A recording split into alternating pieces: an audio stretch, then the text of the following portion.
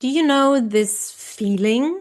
You react in a certain way, and while you're doing it, you can almost watch yourself from the outside and think, why am I doing this?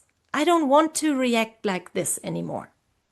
Today's episode is about patterns, what they are, why they are so persistent, and why it's not your fault when you fall back into one of them.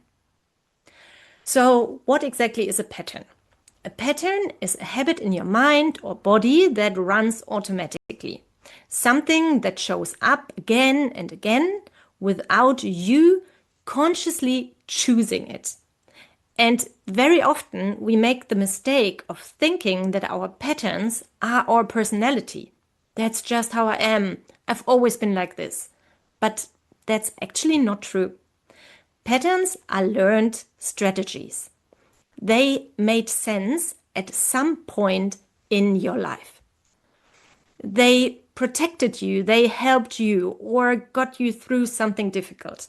And then they kept running even when they no longer fit. Why patterns frustrate us? Many people know their patterns very well, and that can make it even more frustrating because recognizing a pattern is not the final step on the way, it's the first one.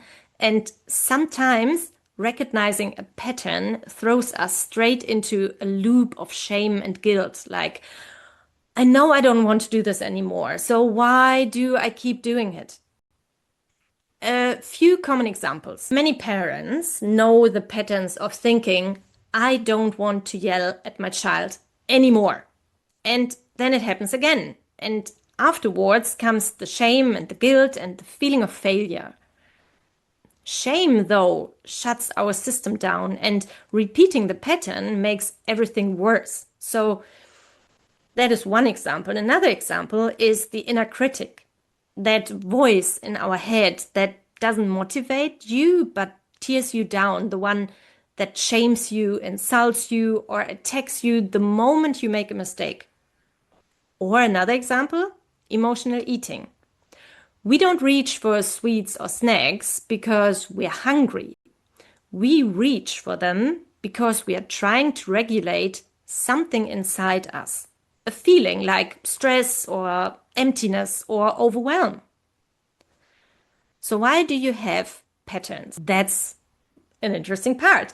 Patterns don't exist to sabotage us. They exist to protect us. Your brain uses a huge amount of energy.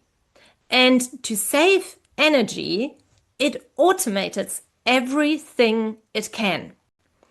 From a neuroscience perspective, patterns are programs your brain created to get you through any situation quickly.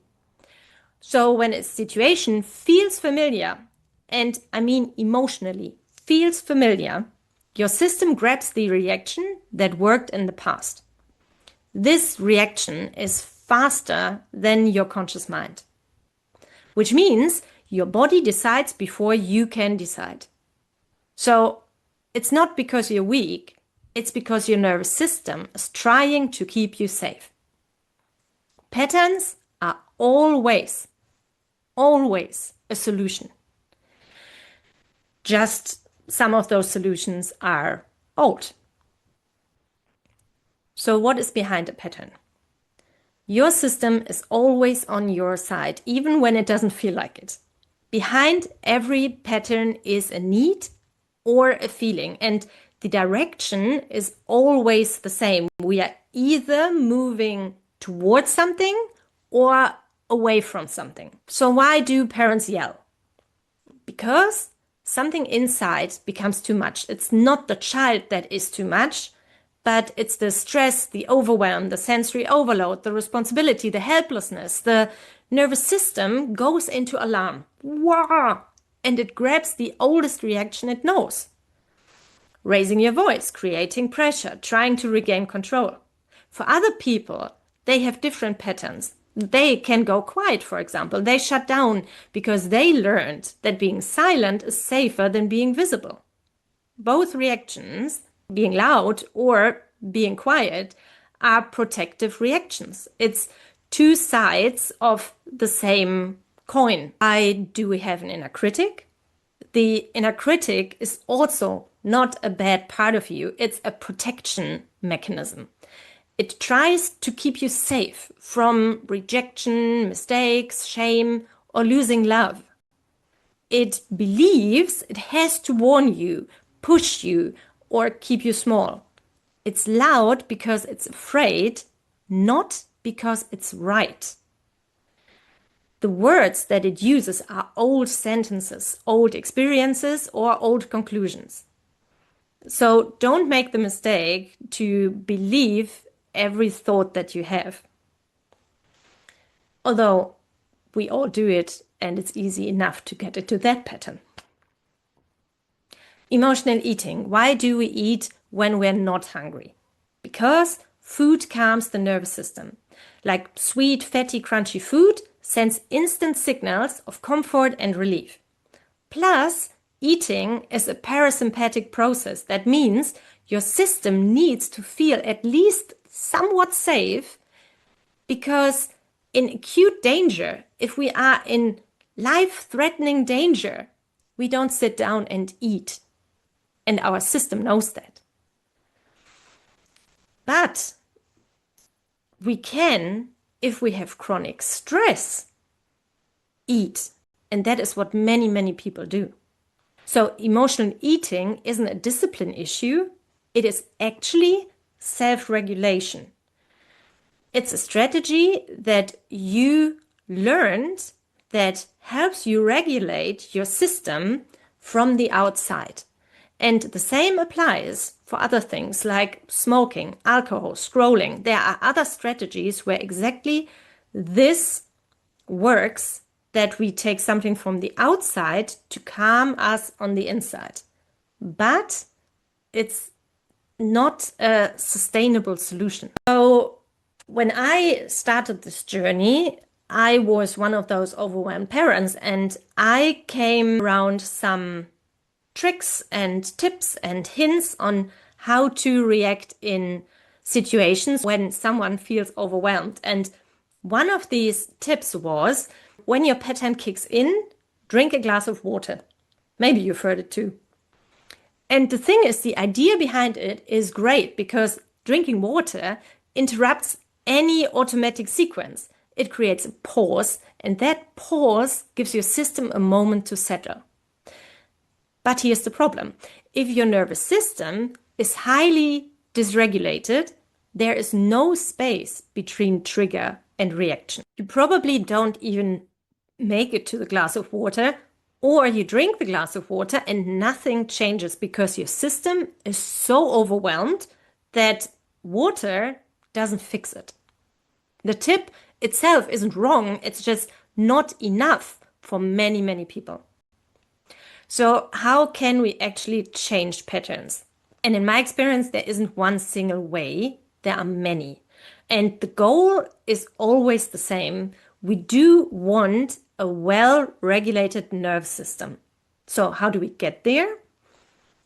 For example, breath work, yoga, meditation, embodiment, nervous system exercises, inner work, somatic work, body-oriented psychotherapy, hypnosis and self-hypnosis. There are so many different approaches that all help us bring our system into a state where we can change, where change itself becomes possible. So why, for example, does hypnosis work so well with patterns? Its patterns live in the automatic parts of the brain, the fast implicit networks that operate without conscious control. What many people call the subconscious. You can't reach these areas through thinking alone. Hypnosis helps calming the analytic, conscious part of your mind. And it does open an access to the networks where the patterns are stored. So it's like updating a system. It is not fixing a fault. It just gives your brain a new, safer option. Some final thoughts on the matter. Patterns don't change through willpower. That is what will be told to you often enough, but that is not a sustainable solution. Changing the patterns is when your system experiences something new as safer than an old reaction. So your nervous system doesn't go into fight or flight. It works with you, with your body, with your history, with your resources. And change doesn't start in the mind, it starts in the body. And it starts where you feel safe enough to try something new.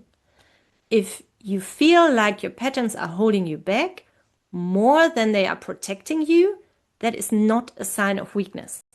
It's a sign that you are ready for something different. And that's exactly what this work is for.